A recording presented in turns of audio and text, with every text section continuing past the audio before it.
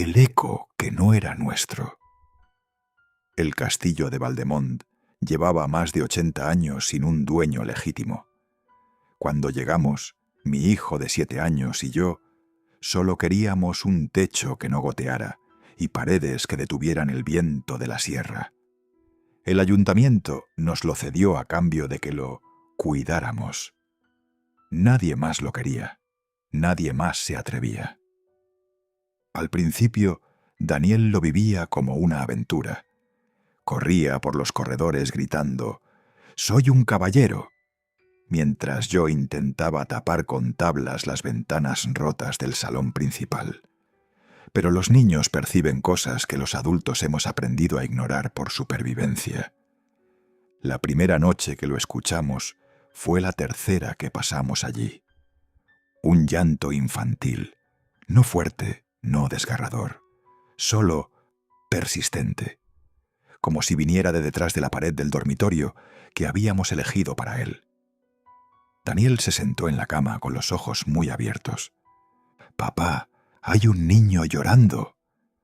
«Son las cañerías, cariño, o el viento en alguna chimenea rota».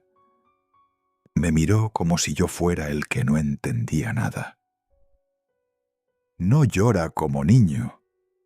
Llora como si ya supiera que nadie va a venir a consolarlo». A la mañana siguiente encontré las huellas, pequeñas, descalzas, en el polvo del pasillo del segundo piso, donde nunca subíamos porque el suelo estaba podrido. Las marcas empezaban de repente en medio del corredor, como si alguien hubiera aparecido allí de pie, y terminaban igual de bruscamente frente a una puerta tapiada. Dentro solo había un armario empotrado y telarañas. Esa misma tarde Daniel empezó a hablarle a la nada. Me asomé al salón y lo vi sentado en el suelo, frente a la chimenea apagada, conversando animadamente. «¿Y cómo te llamas?» «Ajá. ¿Y cuántos años tienes?» «¿83? Pero si eres muy pequeño». «Ah, claro, ya entiendo». Me acerqué despacio. El corazón me latía en los oídos. «¿Con quién hablas, Dani?» Se giró con una sonrisa que no le conocía. «Con Mateo. Dice que vive aquí desde antes que naciéramos los dos. Dice que le gusta que estemos aquí porque ya no está tan solo». Esa noche no dormí. Me quedé escuchando, y entonces lo oí con claridad. Pasos menudos descalzos subiendo la escalera de caracol. No corrían, caminaban con calma, como si supieran que no había prisa, que tarde o temprano llegarían. Se detuvieron frente a nuestra puerta. Silencio. Y después, muy bajito, una voz que no era de niño ni de viejo, sino de ambas cosas a la vez. «¿Puedo entrar a dormir con vosotros? Tengo frío». Daniel se incorporó en la cama, como movido por un resorte. «Es Mateo», susurró emocionado. «Pobrecito, dice que tiene frío». «No abras la puerta», le ordené en voz muy baja. Pero ya era tarde. Daniel ya había saltado de la cama y corría hacia el picaporte. Lo intercepté justo a tiempo. Lo levanté en brazos mientras la puerta empezaba a temblar suavemente, como si alguien muy pequeño la estuviera empujando desde el otro lado con toda su fuerza. «Déjame entrar», susurró la voz otra vez. «Solo quiero dormir entre los dos. Como antes». «¿Como antes?», repetí sin querer. Y entonces lo entendí. No era un niño fantasma cualquiera. Era el niño que había vivido aquí antes, el que había muerto en este castillo, y el que, de alguna forma enferma, había decidido que mi hijo era el reemplazo perfecto. Porque esa noche, mientras yo sujetaba a Daniel contra mi pecho y él lloraba de frustración porque no le dejaba abrir, escuché claramente las palabras que pronunció la cosa al otro lado de la madera. Si me das al pequeño, prometo que dejaré de llorar. Será como si nunca me hubiera ido. Tú tendrás un hijo obediente. Y yo tendré un padre que no se marchó. Daniel dejó de forcejear de golpe. Me miró con unos ojos que ya no eran del todo suyos.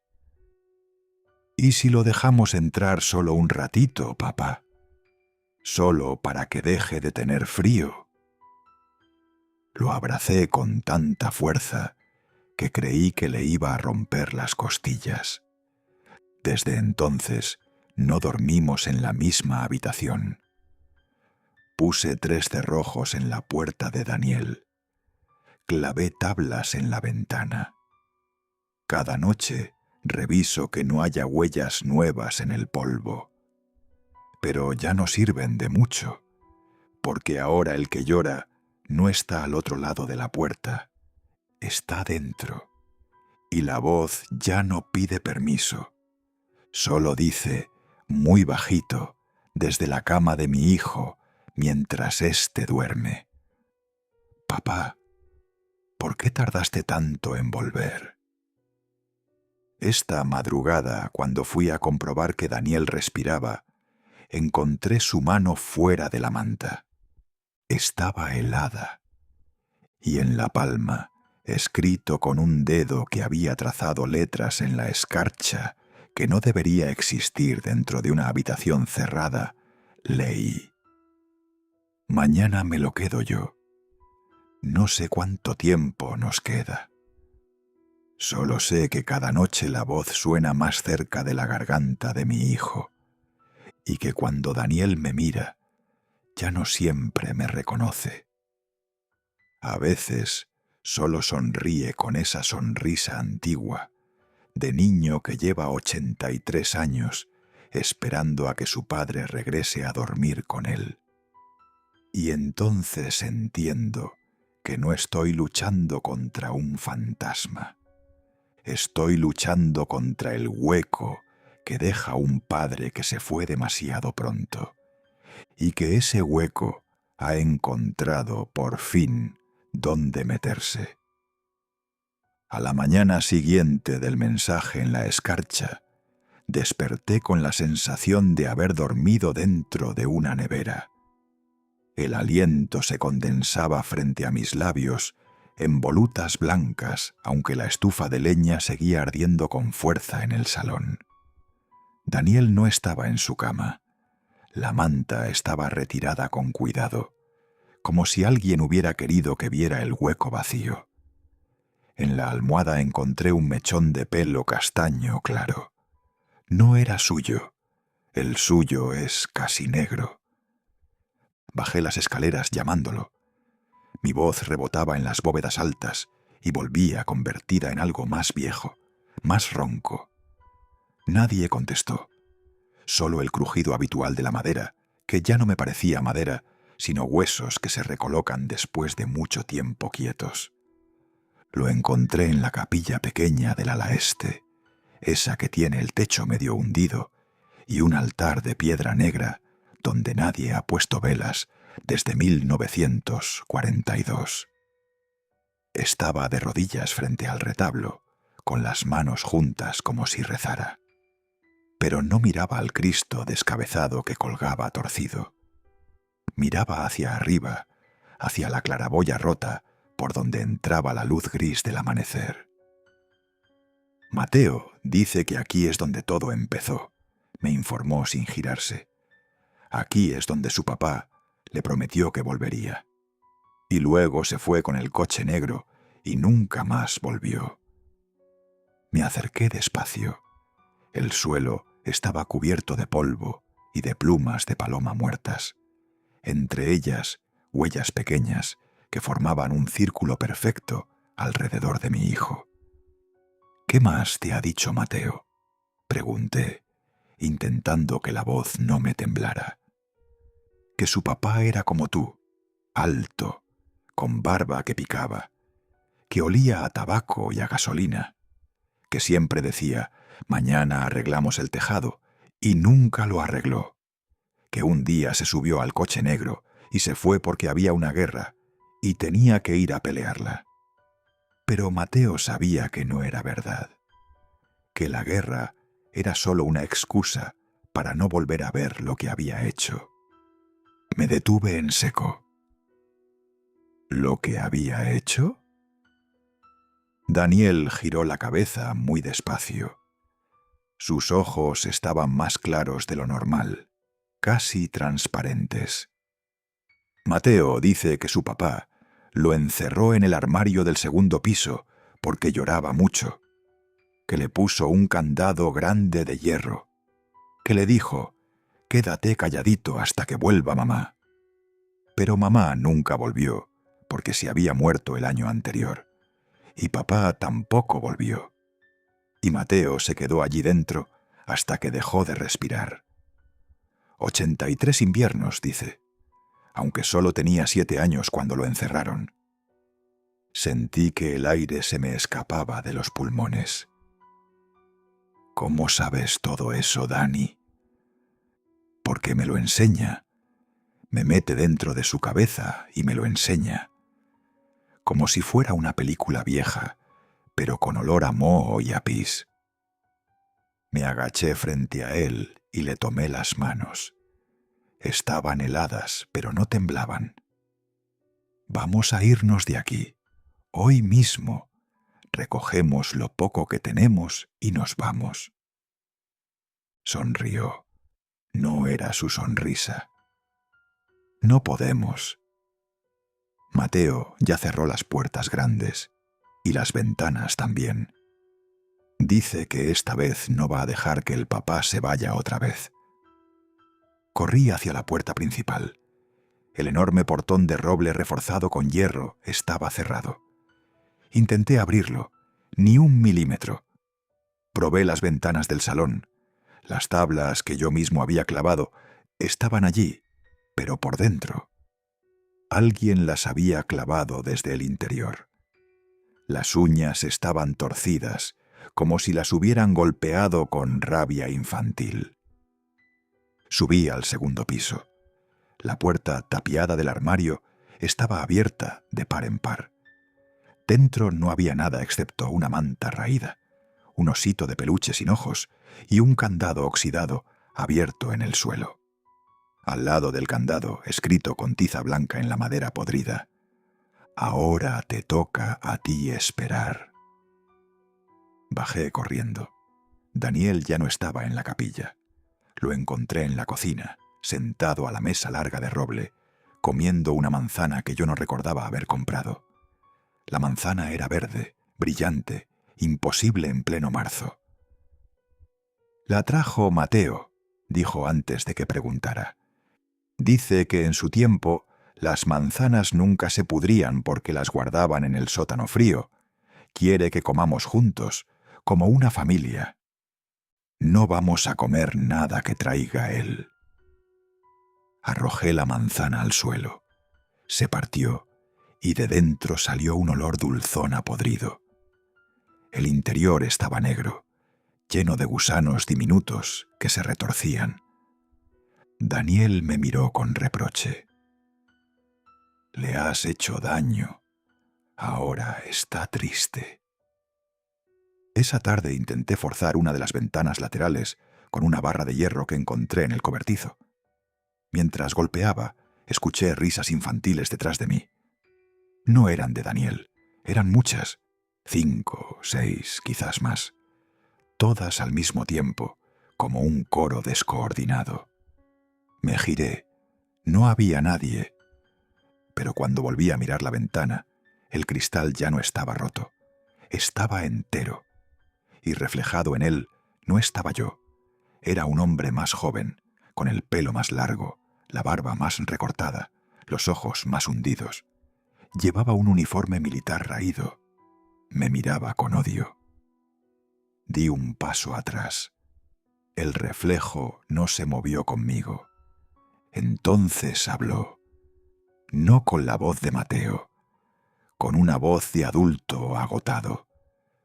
No te vayas, quédate con él, es lo único que le debes. Corrí hacia el sótano. Pensé que tal vez hubiera una salida de servicio, un antiguo pasadizo de contrabando.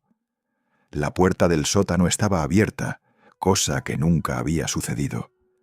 Bajé los escalones de piedra con la linterna del móvil. La batería marcaba 8%. El frío era tan intenso que dolía en los pulmones. Al final del pasillo encontré una habitación que no recordaba haber visto antes. Las paredes estaban cubiertas de dibujos infantiles hechos con carboncillo. Todos representaban lo mismo: un hombre alto subiéndose a un coche negro. Un niño pequeño con las manos extendidas hacia él. Y en cada dibujo, el niño tenía un candado dibujado en la boca. En el centro de la habitación había una cuna antigua. Dentro, envuelto en una sábana amarillenta, un esqueleto pequeño. No más de 7 años. El cráneo todavía conservaba mechones de pelo castaño claro. Me quedé paralizado. Entonces escuché pasos detrás de mí, pequeños, descalzos. Me giré despacio. Daniel estaba en la puerta del sótano, mirándome desde arriba. «No debiste bajar aquí», dijo con voz normal, su voz de siempre. Mateo se enfada mucho cuando alguien ve su secreto. Subí los escalones de 3 en 3. Cuando llegué arriba, la puerta del sótano se cerró sola con un golpe seco. Intenté abrirla. Nada. Empujé con todo mi peso. Ni se movió. Me volví hacia Daniel. «¿Dónde está Mateo ahora?» «Aquí», respondió, y se señaló el pecho. «Dice que ya no necesita estar fuera, que ya encontró un sitio calentito donde quedarse». Desde entonces los días se volvieron borrosos. Daniel habla menos, come poco, duerme mucho. Cuando duerme, a veces se incorpora de golpe y dice frases que no son suyas. «Papá, ¿por qué no arreglaste el tejado?» «Papá, ¿dónde está mamá?» «Papá, tengo hambre de verdad». Cada noche reviso su cuerpo buscando marcas. No hay ninguna, pero su temperatura baja un poco más cada día. Ayer por la mañana tenía 34,2 grados Celsius. Hoy 33,8. Le pongo mantas, le enciendo la estufa, le doy mi chaqueta. Nada sirve. El frío viene de dentro. Anoche soñé que yo era el padre de Mateo. Soñé que lo encerraba en el armario porque lloraba demasiado, que le ponía el candado y le decía, «solo hasta que vuelva», que me subía al coche negro y conducía sin mirar atrás mientras oía los golpes diminutos en la madera. Soñé que llegaba a una ciudad lejana y empezaba una nueva vida, que me casaba otra vez, que tenía otro hijo, que le ponía el mismo nombre, Daniel, y que un día, muchos años después, volvía al castillo porque había olvidado algo, y encontraba el armario abierto, y dentro solo quedaba un osito sin ojos y una manta raída, y que el niño que había dejado atrás ya no estaba allí, porque había aprendido a salir, porque había aprendido a esperar dentro de otros niños. Desperté empapado en sudor frío. Daniel estaba sentado en el borde de mi cama, mirándome fijamente. «¿Soñaste conmigo?», preguntó. No contesté. Mateo dice que sí. Dice que soñaste lo que él vivió y que ahora tú también lo vas a vivir, pero al revés. ¿Al revés? Él esperó dentro del armario. Tú vas a esperar dentro de mí. Se levantó y caminó hacia la puerta. Antes de salir se giró. No tengas miedo, papá. Solo será un ratito, hasta que me acostumbre a tener dos papás dentro. Cerró la puerta con suavidad. Desde entonces ya no duermo. Me quedo sentado junto a su cama, con un cuchillo de cocina en la mano. No sé si es para defendernos de lo que venga de fuera o para defendernos de lo que ya está dentro.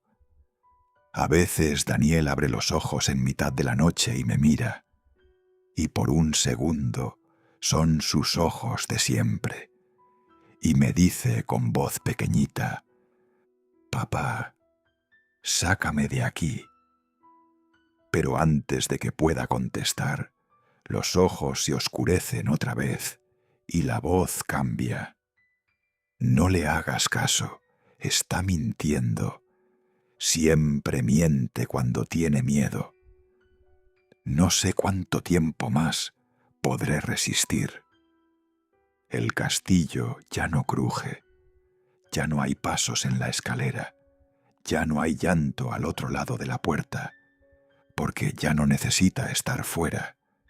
Está dentro y cada día habla un poco más con mi voz, camina un poco más con mis gestos, me mira un poco menos como hijo y un poco más como el padre que nunca volvió. Ayer por la mañana, mientras intentaba abrir una ventana con una barra, me escuché a mí mismo decir: «Quédate quieto, hijo, mañana arreglamos el tejado». No fui yo quien lo dijo, fue él, y supe que el tiempo se me acababa. Porque cuando un niño empieza a usar las promesas de su padre como armas, ya no hay forma de ganar. Solo hay forma de esperar, y esperar, y esperar, hasta que el candado se cierre también en mi garganta. Y entonces seremos dos los que esperemos dentro del mismo cuerpo, dos padres, un solo hijo, y 83 inviernos más por delante.